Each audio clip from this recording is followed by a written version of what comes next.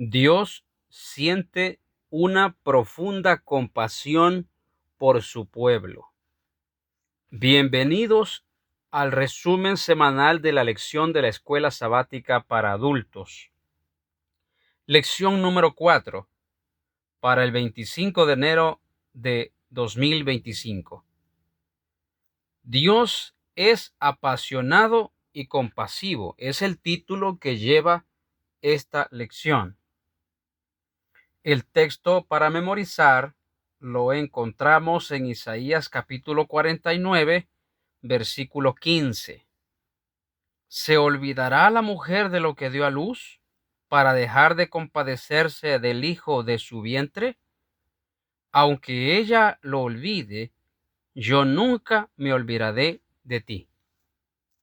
La lección de esta semana destaca 3 puntos básicos, como hemos venido viendo en otras lecciones. Uno, y es que nuestro Dios apasionado, según la lección, teniendo en cuenta que aquí está hablando de una emoción muy diferente a lo que los seres humanos sentimos, porque las emociones de Dios son muy diferentes, sea la ira, los celos, en este caso la compasión o la pasión, el amor entrañable de Dios por su pueblo. Se presenta vívidamente en las Escrituras mediante imágenes paternales y maternales.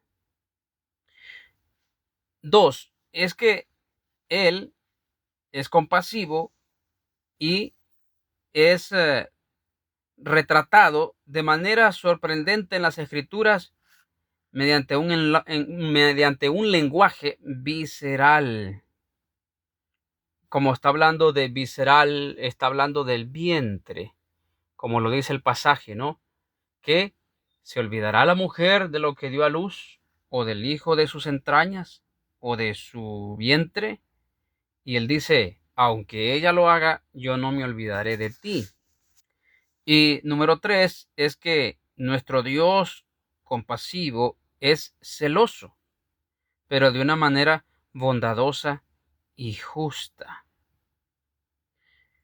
Ahora, lo que hemos aprendido durante esta semana es el hecho de que nos ama tanto Dios a nosotros como pueblo, que quiere que nosotros también respondamos a ese amor amándolo a Él. Pero también al comprender la expresión de su amor misericordioso y compasivo, Dios nos exhorta a ser y a actuar como Él. ¿Qué significa esto? Debemos ser compasivos y considerados con quienes nos rodean.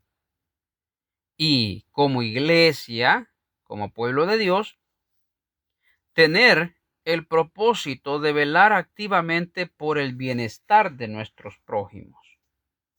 Veamos el punto número 1 de la lección de esta semana. Más que el amor de una madre.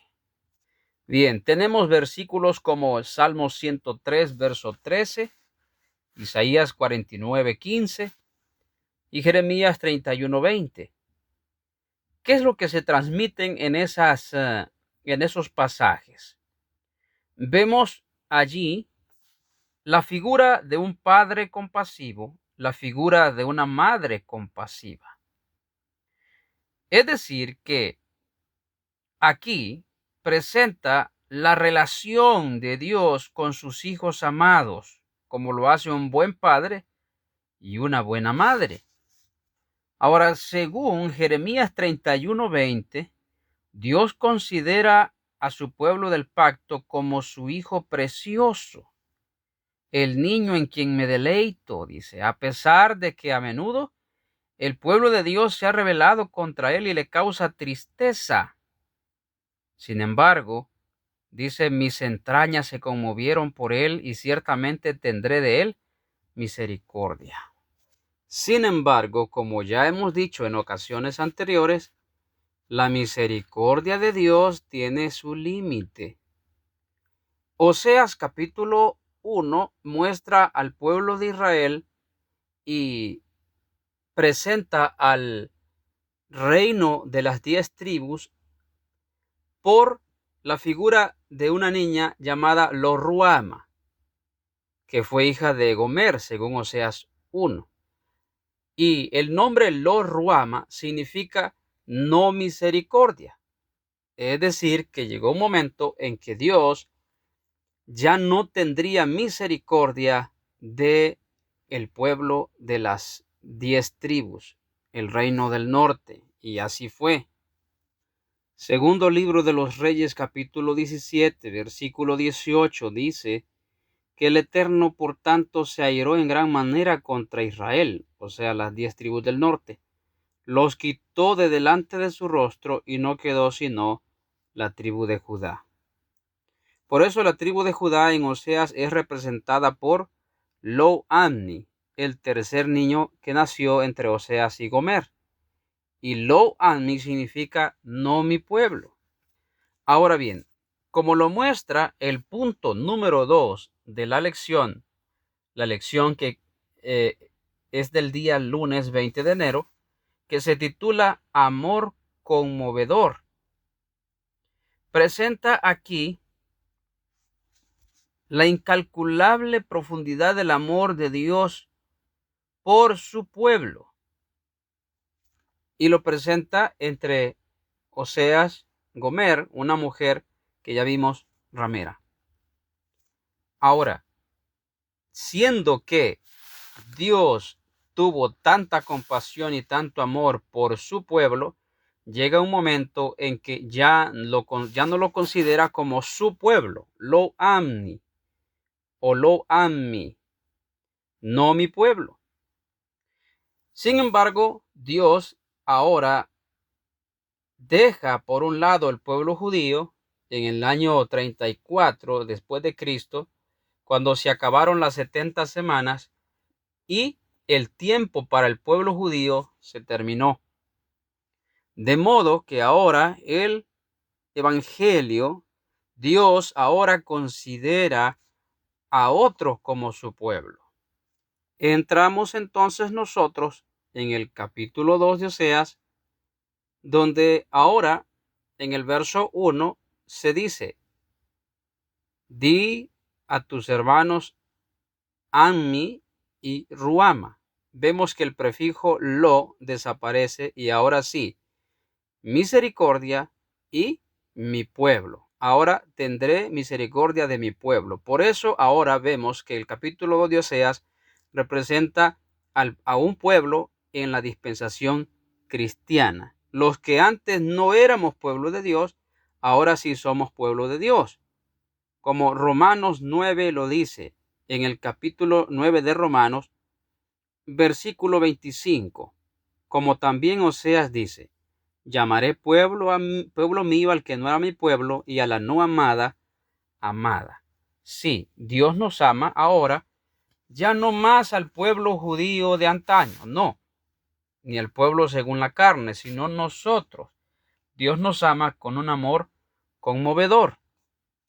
¿Qué tan grande es el amor conmovedor de Dios?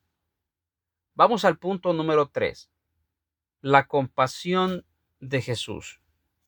Dice Mateo capítulo 9, versículo 36. Y al ver las multitudes, tuvo compasión de ellas, porque estaban desamparadas y dispersas como ovejas que no tienen pastor. Qué interesante, mis hermanos. La necesidad de un pastor compasivo. Sí, en la antigüedad los pastores eran los que cuidaban los rebaños, y Dios considera a su pueblo como su rebaño. Una herramienta muy efectiva que el pastor utilizaba era un cayado o una vara. ¿Cuál era el propósito de ese cayado o de esa vara? no pretendía usarla para castigar al rebaño, sino más bien para guiar, para consolar, para traer de nuevo a la descarriada al redil. Es más, en el Salmo 23 dice, tu vara y tu callado me infunden aliento. ¿Qué es aliento? Es ánimo, es poder fortalecer con palabras a aquel que está triste.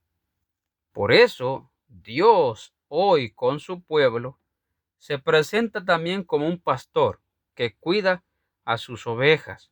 Y hoy, obviamente, tiene una vara. La vara para guiar a su pueblo. Porque Dios es un Dios amante. Incluso, pues, los evangelios registran con frecuencia el hecho de que Cristo se compadecía de las personas que estaban en situaciones difíciles. Incluso se lamentó por su pueblo, recordando que los judíos eran su pueblo, por lo menos hasta ese tiempo. Jesús empezó su ministerio por el año 27 después de su era, ¿no? Después de Cristo. Y una de las expresiones maravillosas que encontramos en las Escrituras es: Jerusalén, Jerusalén, que matas a tus profetas y apedreas a los que te son enviados.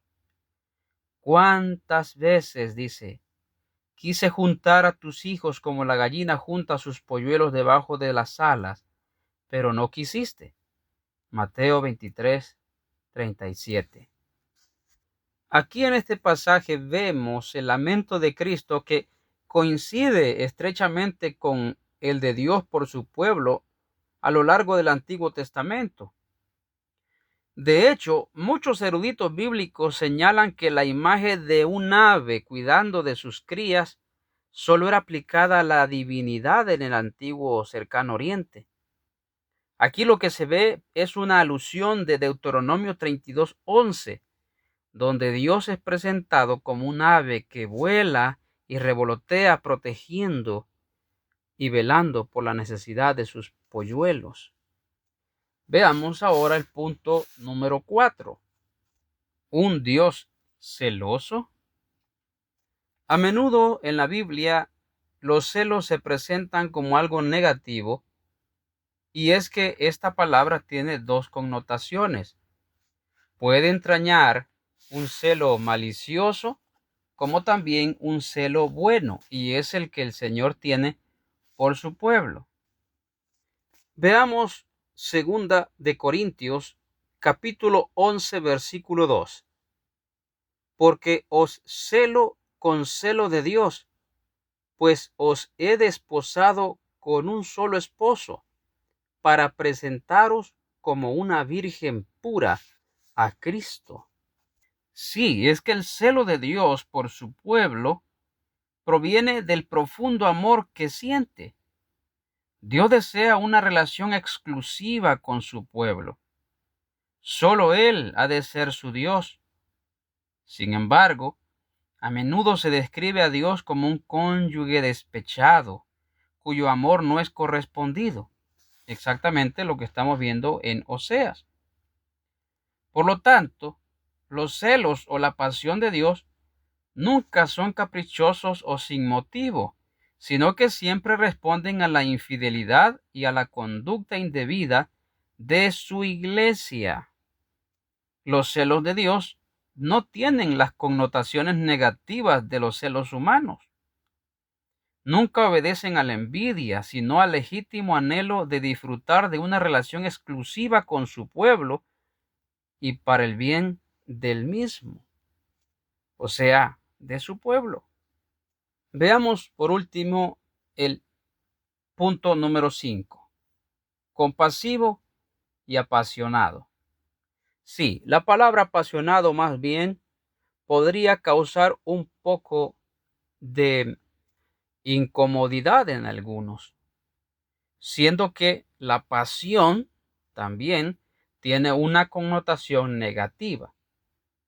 Pero aquí en la lección se nos está mostrando el anhelo ferviente de Dios que siente por su pueblo su amor, su deseo de que su esposa, su iglesia, esté con él nuevamente.